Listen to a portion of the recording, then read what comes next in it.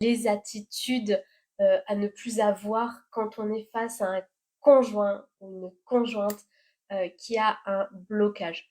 Pourquoi j'ai eu envie de parler de ce sujet-là? Parce que j'ai eu beaucoup de personnes qui sont venues à moi et qui ont pu me dire, ben tu vois, en fait, moi, mon problème aujourd'hui, c'est que j'ai beau faire tout ce qu'il faut, j'ai beau essayer plein de choses, et en fait, en face de moi, j'ai un mur, j'arrive pas à communiquer.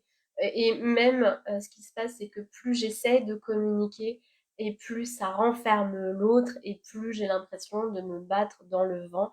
Et bah, la conséquence, c'est que vous allez perdre votre énergie, et vous allez au fur et à mesure perdre la motivation de vous battre, parce que bah, de l'autre côté, il n'y a pas de répondant, de l'autre côté, il n'y a pas de compréhension, de l'autre côté, il y a vraiment zéro ouverture, et c'est très compliqué pour vous. Et par rapport à ça, ben, dans cette situation-là, moi je vous conseille de plus vous essouffler, et plutôt de venir chercher de l'aide à l'extérieur. Donc là aujourd'hui, les trois attitudes que je vois souvent, et clairement qui du coup vous fait perdre beaucoup d'énergie, beaucoup de motivation, vous allez faire du yo-yo, vous allez perdre votre temps en fait, et plutôt ça va faire totalement l'effet inverse.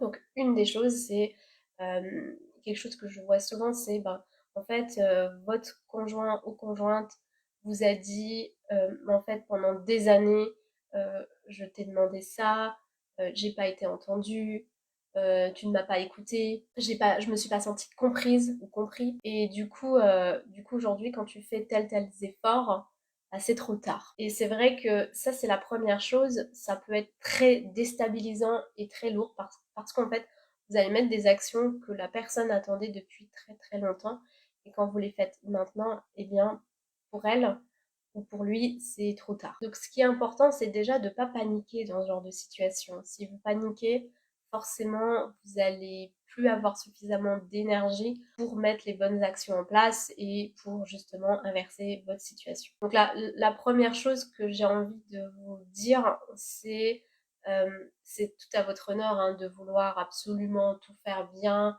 De ce que j'entendais chez mes clients, ben, par exemple au niveau du travail, ils ont réduit le temps de travail, ils ont pris plus de jours de congé, enfin bref, des actions qui sont totalement louables. Mais comme elles viennent trop tard, eh bien, du coup, ça ne fait pas l'effet inverse, enfin l'effet souhaité. Et l'effet que ça a, eh bien l'autre va se sentir, la personne va se sentir étouffée.